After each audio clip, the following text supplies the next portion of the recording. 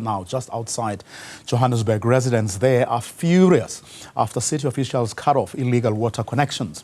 Police are keeping a close watch on that protest as residents refuse to disperse until they have met with their local councillor.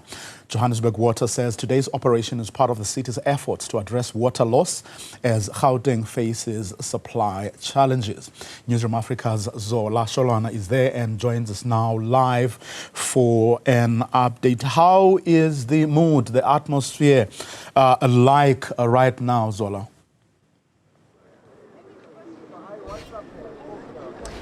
Well, Vuyo, I can tell you that the situation is relatively calm compared to how it was the past 2 hours.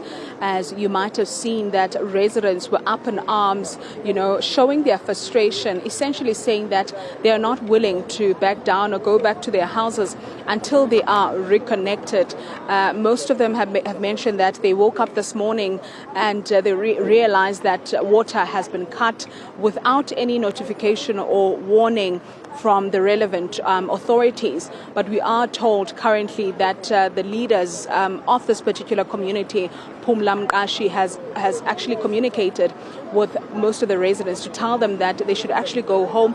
There will be engagements that will be ongoing between the relevant structures from today going onwards. But let's bring in one of the community leaders to shed some light on what is going to happen moving forward. Sir, thank you very much for your time. We see, a lot of people have gone home now. What did you say to these community members? Okay, what we just said is we spoke to them to say we need to consult with the offices of Johannesburg Water to say why are they not communicating with us as leaders, especially our councillor, so that maybe we sensitize our community and say maybe if you are coming to cut, let us prepare ourselves to say we don't stay without water. So now we were so surprised that the operation was just taking place without no notification and stuff. But we are going to liaise with the office of Johannesburg Water to understand what is the way forward, because we cannot leave our community without water per se. So that's what we told them. Then tomorrow morning or in the afternoon we'll call the public meeting to give them a report on what is happening, and then we'll take it from there. As a community leader, were you informed prior by the relevant authorities of this operation? No, we were not informed, because if we were informed, yes, we had some meetings before whereby we spoke of illegal connection and stuff, which we understand that we're having a crisis in terms of water. But now if they told us, okay, on such and such a day, can we come to your area and then try to see how can we go about maybe cutting the illegal connections? Because what we did is we said to them, if you come into our sections or to our area, we'll give you section by section to say, give our people Jojo tanks. That is an alternative. So that when you guys cut whatever you are cutting, they remain with those Jojo tanks to assist them going forward. And then they can just continue with their operation. We wouldn't mind. But now if they come to our area and just cut and then leave our people without water, it's a problem. That's why you'll see now the Golden Highway is closed down and there's a chaotic situation. Yes.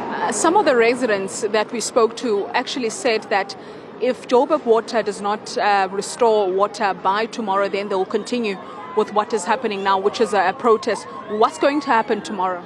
Now, tomorrow what's going to happen is we have to get a clear understanding with Johannesburg Water to say people are here and people are living in this place, and we've got kids here, we've got elderlies and stuff, and some of them are they're taking medication. So we need to have a consensus with Johannesburg Water on what is going to happen. It's true what you are asking and what you are saying.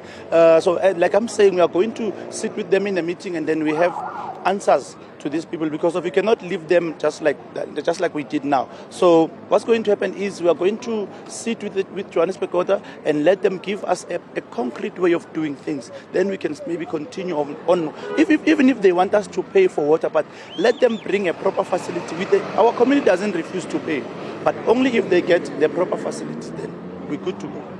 Thank you very much, sir. That was one of the community leaders of Vuyo, essentially telling us that they are willing to sit on, round tables with the relevant authorities, that's including Joburg Water, and really speak about the way forward and what should be done, with regards to the water situation, understanding that a lot of people are really impacted by this. We've got people that are on medication, the elderly, those that came forward earlier on to say that if they had told us about this prior, then we would have stored water somewhere, because most of them are unemployed and they cannot afford to buy bottled water at this point.